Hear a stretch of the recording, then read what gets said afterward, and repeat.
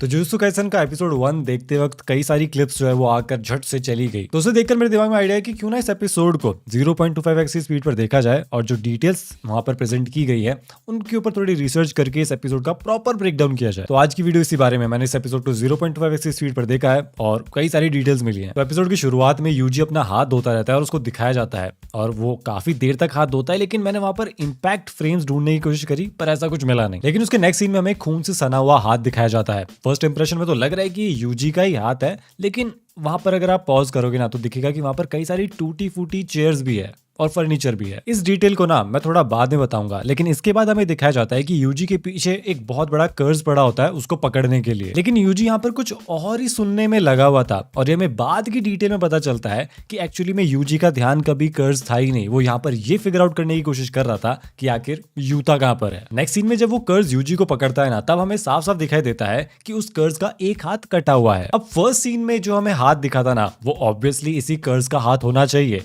लेकिन हमें ये पता है कि किसी भी कर्ज का कलर जो होता है ना, ब्लड का कलर, वो रेड नहीं होता। इस एपिसोड के अंदर भी सभी कर्जेस का कलर पर्पल है। तो मैंने सोचा कि इस कर्ज का कटा हुआ हाथ रेड क्यों है। तो हमें बाद में पता चलता है एक डिटेल में कि ये जो कर्ज है ना, ये एक्चुअली में किसी को खाता नहीं है। इसने जब यूजी को होल्ड किया था ना अपने हाथ के अंदर, तब ना उसको खाने की कोशिश करी और ना ही उसको फेंका। तो उस कर्ज ने शायद से इस बिल्डिंग के अंदर हाथ डाला होगा और सभी लोगों को मसल दिया। तो वो जो खून लगा हुआ था ना उसके हाथ के ऊपर, वो इन्हीं लोगों का खून था, वो उसका खुद का खून नहीं था। और साथ ही साथ यूजी का हाथ रेड दिखाने का ये मीनिंग हो सकता है कि according to Yuji he is not different than that curse. उसके बाद आपको याद है कि जब यूजी आंखें बंद करके हवा में होता है और उसके पीछे वो कर्ज आता है और तब यूजी की आंखें बड़ी हो जाती है, एज इफ वो डर चुका है या वो शॉक हो चुका है कि भाई साहब अब तो गए। अब जो यूजी तब से आंखें बंद करके उस कर्ज से मार खाया जा रहा था, वो अचानक से डर कैसे गया। और ऐसा भी नहीं कि यूजी ने वहां से भागने की कोशिश करी हो। यहाँ पर डिटेल ये आती है कि यूजी एक्चुअली में डरा नहीं था, बल्कि उसने उस कर्ज पे हुए अटैक को, जो कि यूता ने किया था, उसको पहले ही सेंस कर लिया था जब वो अटैक एक्चुअली में उस पे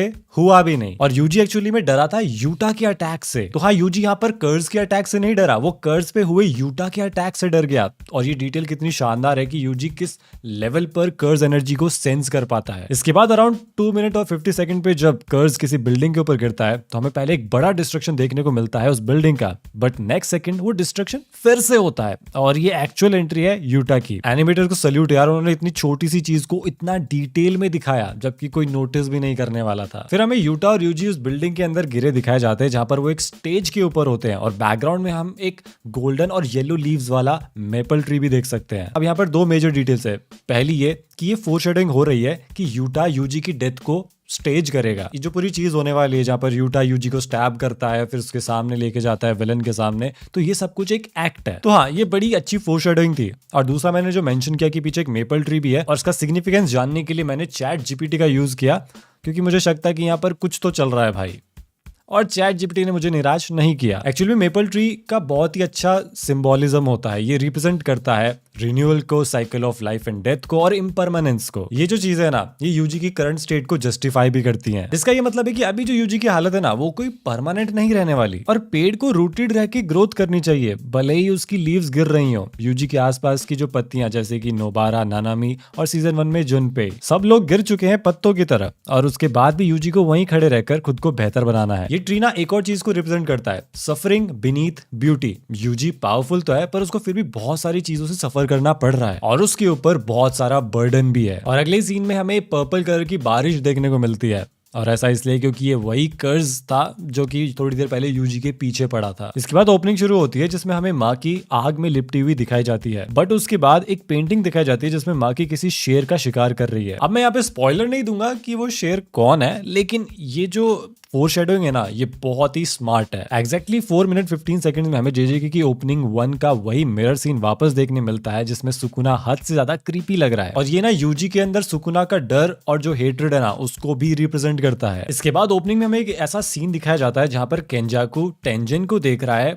कई सारी टीवीज में। तो मेरे ख्याल से अगर आप ओपनिंग को थोड़ा बहुत भी सीरियसली लोगे ना, तो इसका यही मतलब है कि यूकी और बाकी लोग टेंजन तक पहुंच चुके हैं। ये बात शायद से केंजाकू को पता है। ऐसा लग रहा है कि वो उसको मॉनिटर कर रहा है ऑलरेडी। और फिर केंजाकू एक ब्लैक बॉक्स को किसी मैप के रेप्लिका के ऊपर रख रहा होता है, वो जो कि शहर का मैप होता है। और उसके पहले यूकी भी ऐसे ही किसी ब्लैक बैरियर को देख रही होती है। तो केंजाकू लिटरली कलिंग गेम में बैठे बैठे चीजों को कंट्रोल कर सकता है, ऐसा यहाँ पर दिखाया जा रहा है। फिर हमें ओपनिंग में न्यू कैरेक्टर्स इंट्रोड्यूस किए जाते हैं जिनका नाम ऑब्वियसली बाद में बताया जाएगा, लेकिन उसमें से एक की फोरशेडोइंग आगे गोजो कर ही चुका है, जिसका नाम हकारी है। इसी ओपनिंग के अंदर ना बार बार एक न्यूक्लियर अटैक या न्यूक्लियर ब्लास्ट टाइप की कुछ चीज दिखाई जा रही है। शायद उसका आगे कुछ रोल होने वाला है जो हमें अभी पता नहीं है, मे बी यूएस इन्वेजन और समथिंग। एग्जैक्टली 8 मिनट 57 सेकंड्स पर हमें एक आर्किटेक्चर दिखाया जाता है जिस पर पाइन ट्री और 2 बर्ड्स का स्कल्पचर है। जब मैंने इसका सिंबोलिज्म सर्च किया ना तो उसका मीनिंग काफी ज्यादा इंटरेस्टिंग निकला। पाइन ट्री यहाँ सिस्टम और अथॉरिटी को रिप्रेजेंट करता है, मतलब एक ऐसी पावर जो कि बहुत ज्यादा स्ट्रॉन्ग है और उसका कोई कुछ नहीं बिगाड़ सकता। और जो 2 बर्ड्स है वो लाइफ फोर्स या फिर सेक्रीफाइस को सिंबलाइज करती है, यानी कि किसी गोल को अचीव करने के लिए अपनी फ्रीडम को, हर चीज को सेक्रीफाइस कर देना। और पाइन ट्री की जो ब्रांचेस है ना वो बड़ी कॉम्प्लेक्स लगती हैं, यानी कि वो रिप्रेजेंट करती हैं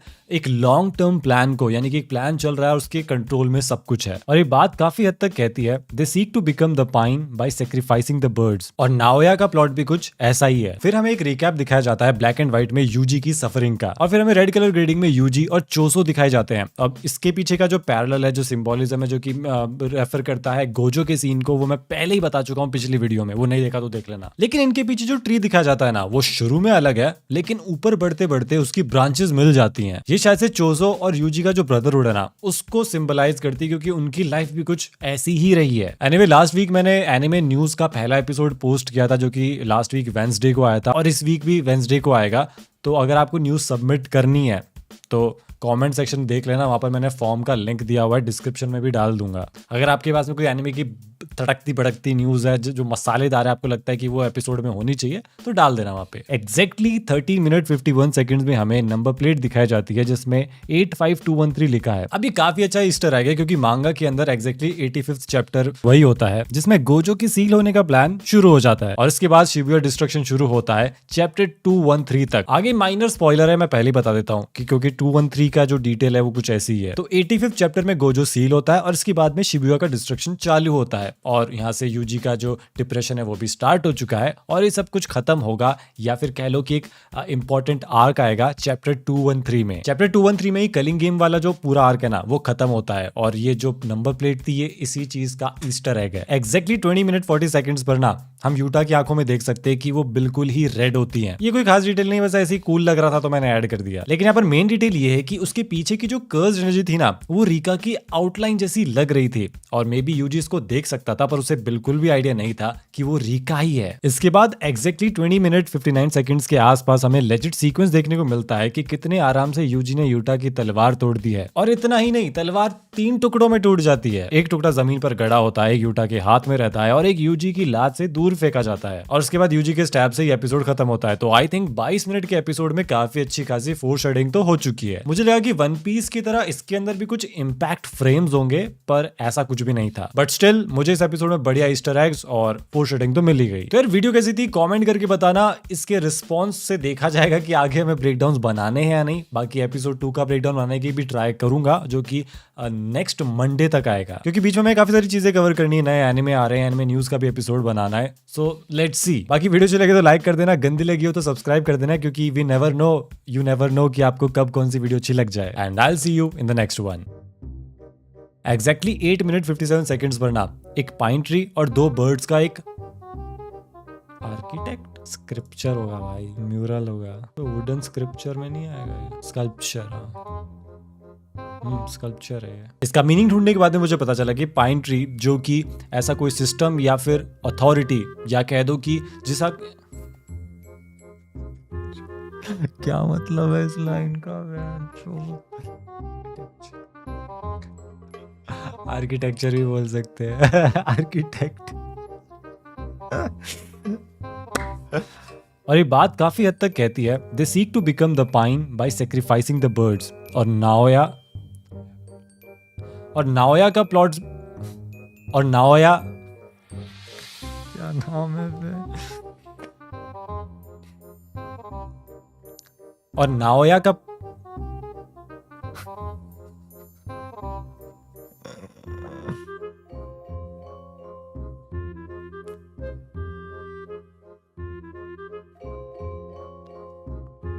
और नाओया का प्लॉट भी कुछ ऐसा ही है।